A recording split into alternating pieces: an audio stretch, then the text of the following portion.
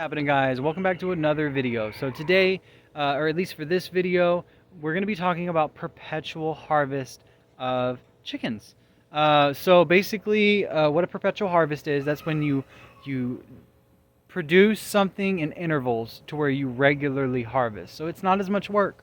Um, Anyone that's ever butchered knows, if you're butchering 40, 50 chickens, I mean, that kind of sucks. It's not exactly, something you're going to be looking forward to.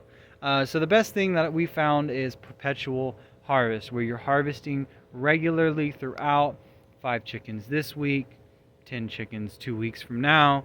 Um, you're still going to have the same output. If anything, you'll have more because all of your systems will be, having animals, and you'll be regularly harvesting instead of just having to have the space to grow out all these animals at once, instead of throughout the year. So a good example of that we're actually going to show you on our chickens, for this one.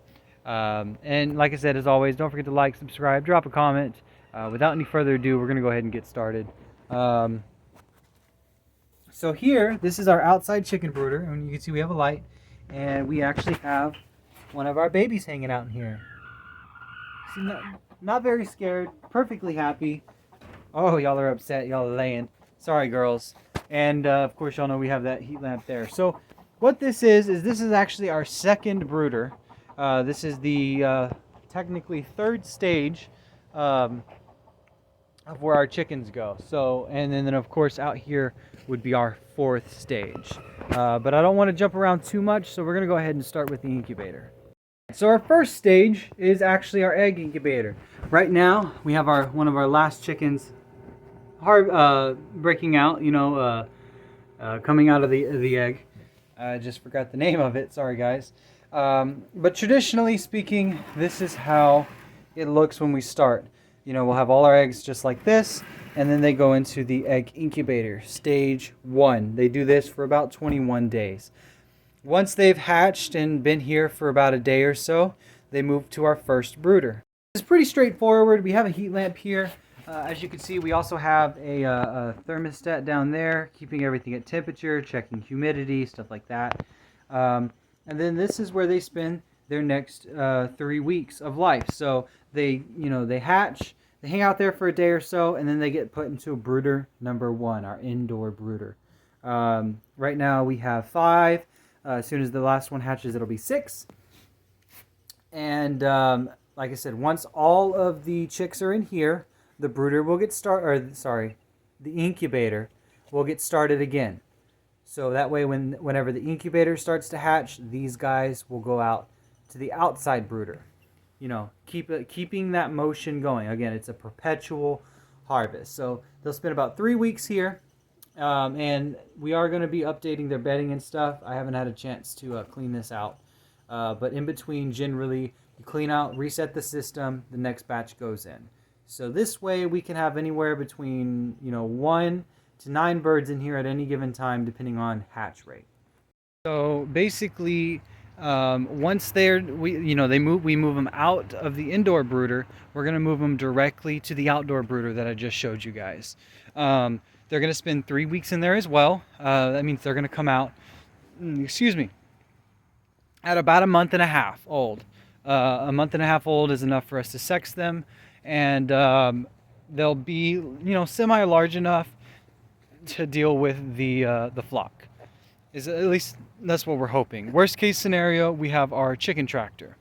So as of right now, the plan doesn't mean it's going to go to plan, but the plan is that our roosters that we end up growing out are all going to come into the chicken tractor here at a younger age.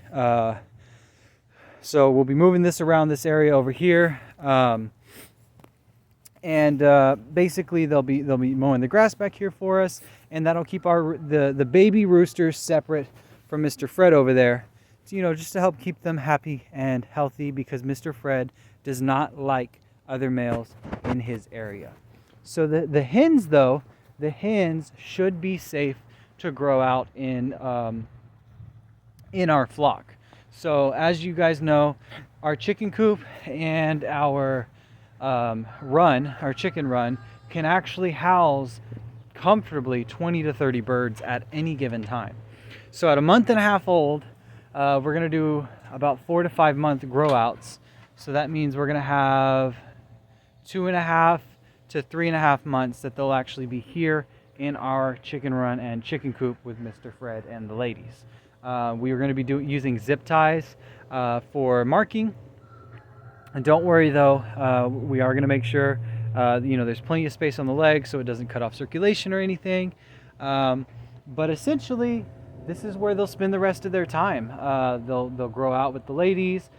We are going to be increasing our flock size as well while we're breeding. As of right now, we want about 4 to 5 Rhode Island Reds with 4 to 5 Easter eggers.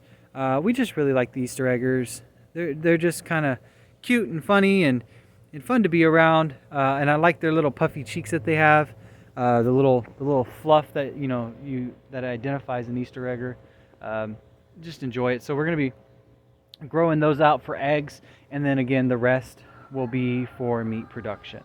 That way, mathematically speaking, every 3 weeks we'll be harvesting anywhere between 1 and 9 chickens, which isn't really that bad.